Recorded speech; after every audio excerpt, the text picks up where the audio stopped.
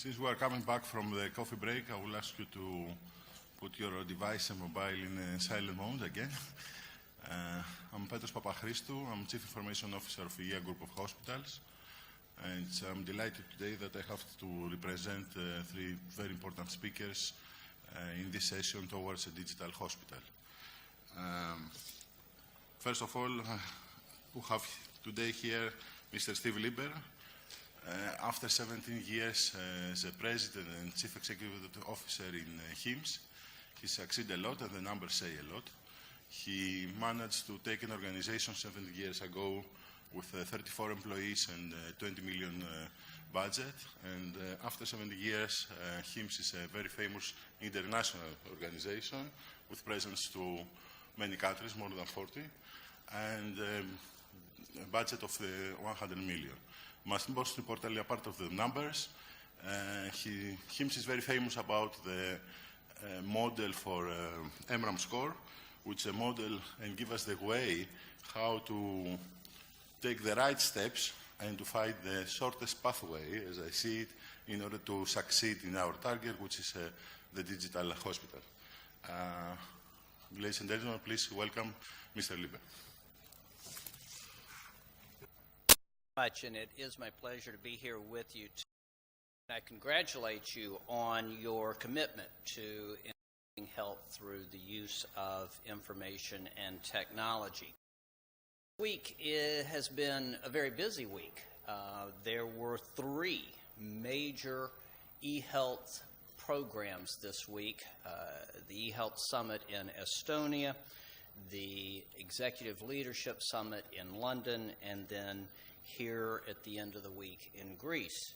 And it's an example of how much is going on in this space, how many lessons there are to learn, and it is impossible for all of us to be everywhere to hear and learn from those experiences.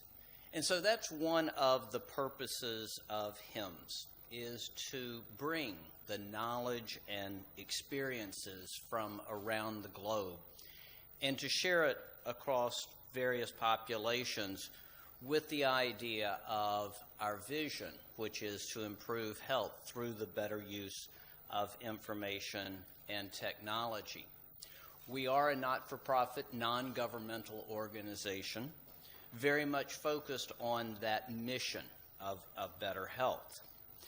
We do it through a number of different activities in terms of the development of market understanding or intelligence, and I'm going to talk about that mostly today. We also have educational professional development programs and then events as well, where we deliver programs and services for these purposes. We have, as Petros identified in my introduction, HIMSS has become a global participant in this journey of eHealth adoption and the use of technology to better manage patient care and patient outcomes.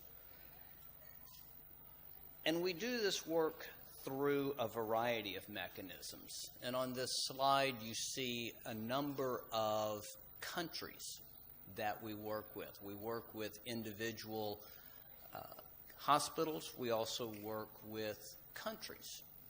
In going from the very broad strokes of strategy, as we heard this morning, into the actual steps necessary to make those broad visions possible. I'll highlight one just because it's in the neighborhood that has been a multiple year. We are in, I think, entering the 4th year of our work with the Ministry of Health in Turkey. A very strong commitment in a country that across the rest of the world would look at as one not being a country with a great deal of financial resources, not necessarily a history that's well known outside of that country in terms of the adoption and use of technology. But in fact, there is a national commitment there to ensure that its hospitals do reach the very highest levels of technology used for the purpose of delivering better patient outcomes. And you'll hear an example from the next speaker, who's from Izmir in Turkey, about what the value is in terms of the use of technology and how it affects certain aspects of patient care. So one of the things that we do to get to a point of providing value to hospitals or to countries, to ministries, is a very significant effort around collecting data from hospitals about their performance, about their use of technology, how it's used, and the results that they have from it. And we do this in order to not only serve those very specific populations, but also to provide a global benchmark for understanding more about the journey.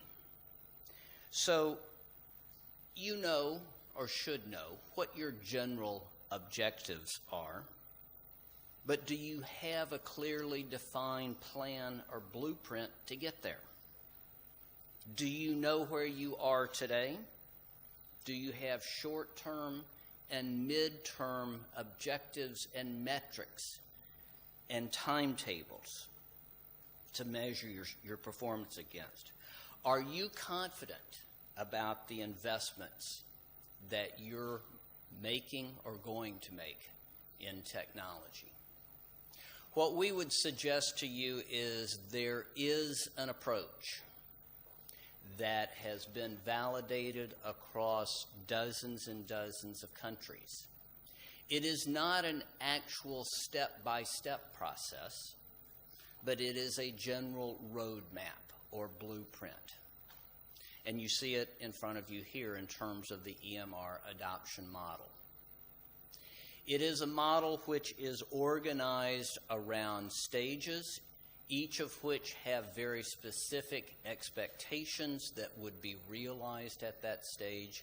And over on the right-hand side, you see generally what one would expect if you attain a particular stage.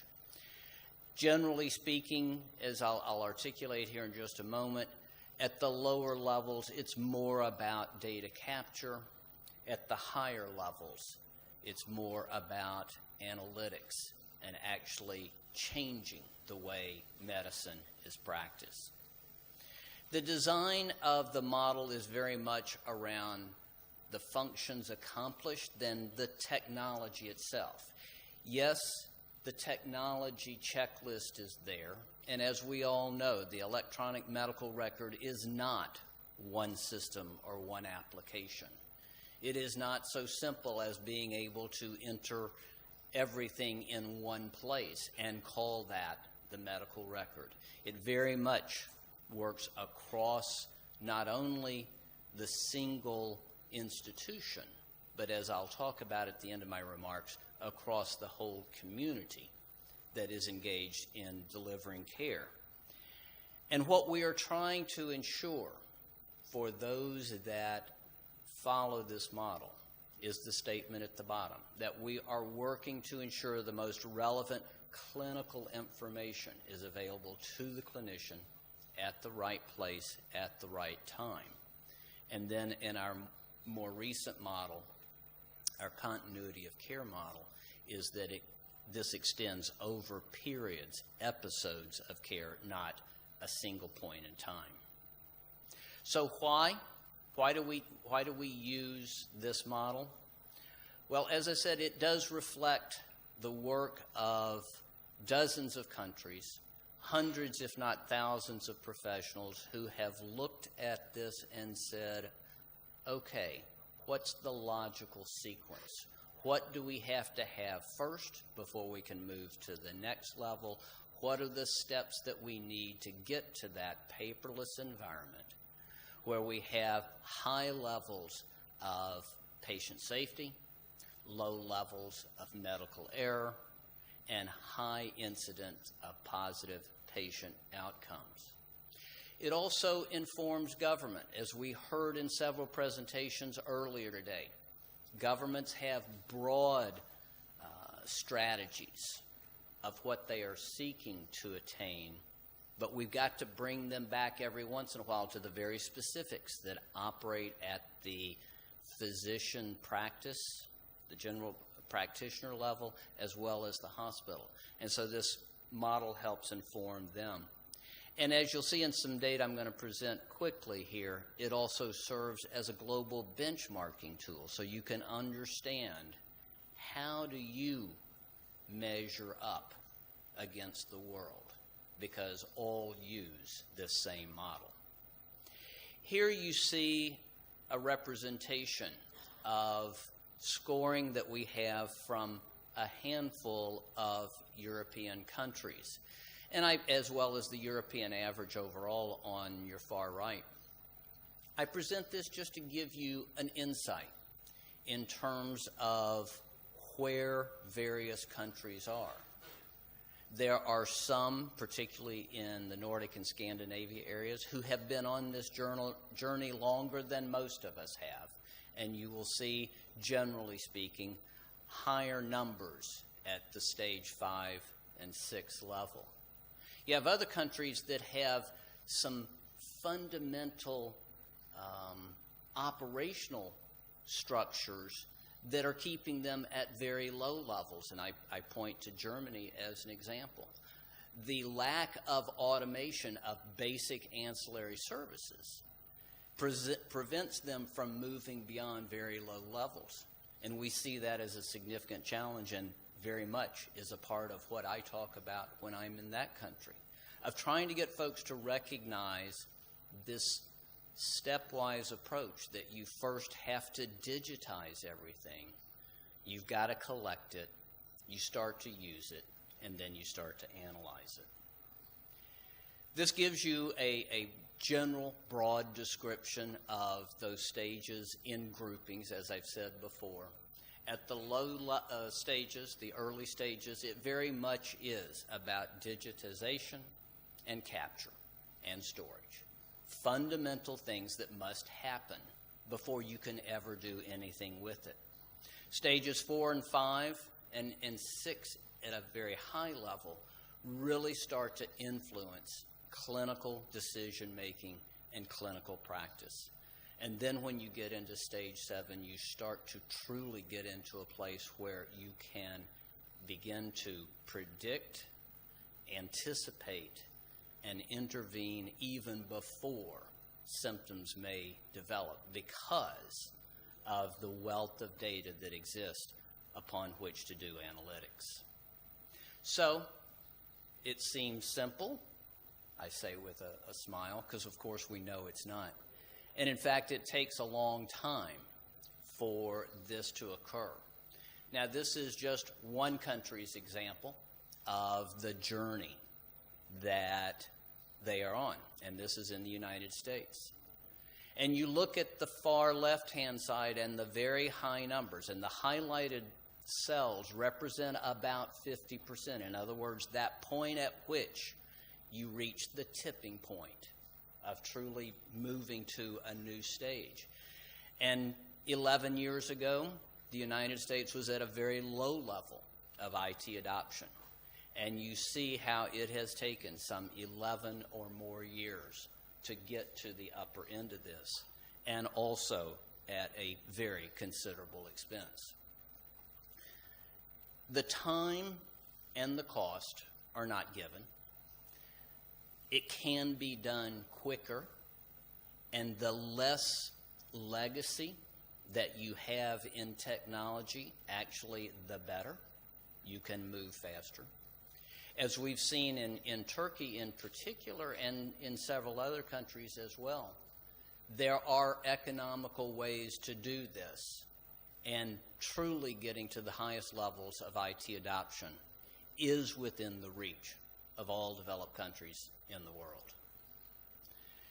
Here we look across several different areas to give you a sense of how different parts of the world are operating. You have examples in Singapore, in the UAE, in other parts of the world where they are very much moving along that longitudinal journey, moving upwards into the higher stages. But again, I share these with you to give you encouragement in understanding that you probably are not that far behind many, many others. This is a representation of hospitals around the world who are at the very highest levels. The reddish burgundy color represents hospitals that are at stage 7. These are truly, across the world, the most advanced hospitals in terms of their adoption and use, because stage 7 requires a clear demonstration of accomplishment. The yellow ones are the stage 6 countries that have a stage 6 hospital in them.